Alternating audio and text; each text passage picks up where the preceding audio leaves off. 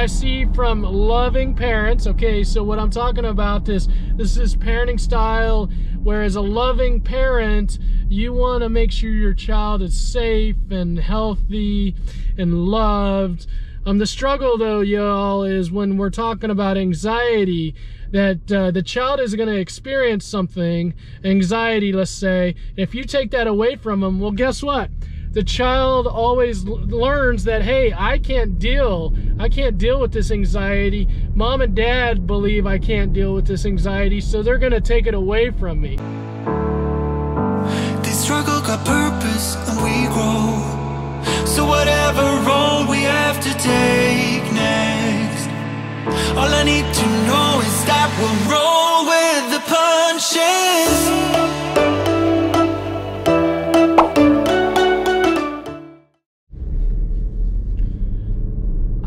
Y'all, here we are back with another episode, Midwest Anxiety Daily. Guys, lots of client session. You know, the new year always brings some new energy, and everybody's like, hey, I want this year to be different than last year. So lots of new clients, just a lot going on. And let's just get right into what's been coming up in client session. Okay, it's time for what's been coming up in client sessions. Y'all, here we are. I'm talking to parents today, when I'm working with children, and I'm talking with parents about this idea that, hey, your child is going to experience discomfort. Your child is going to experience discomfort, anxiety, and we're going to gradually expose them to situations that might cause them to be uncomfortable. Parents, y'all, big important parenting skill here is when your child feels uncomfortable, when they're anxious, when they're sad, you know, whatever the negative emotion might be, the goal for you parents is not to reassure or to accommodate that anxiety or that sadness. What I see from loving parents, okay, so what I'm talking about is this is parenting style, where as a loving parent, you want to make sure your child is safe and healthy and loved. The struggle though, y'all, is when we're talking about anxiety, that the child is going to experience something, anxiety, let's say. If you take that away from them, well, guess what? The child always learns that, hey, I can't deal with this anxiety. Mom and dad believe I can't deal with this anxiety, so they're going to take it away from me. They're going to take the anxiety away. They're going to make it better for me. They're basically saying that you can't handle it, okay? Which creates this dependence between the parent and the child. And a lot of times the parents are like, but Randy, like, he can't do it on his own. Well, it's because of the dynamics in what you're doing with your child. What we want to do is we want to set the expectations. We want to set the expectations believing that your child can handle the anxiety, and then expect your child to go into that situation, that difficult situation, and not rescue them.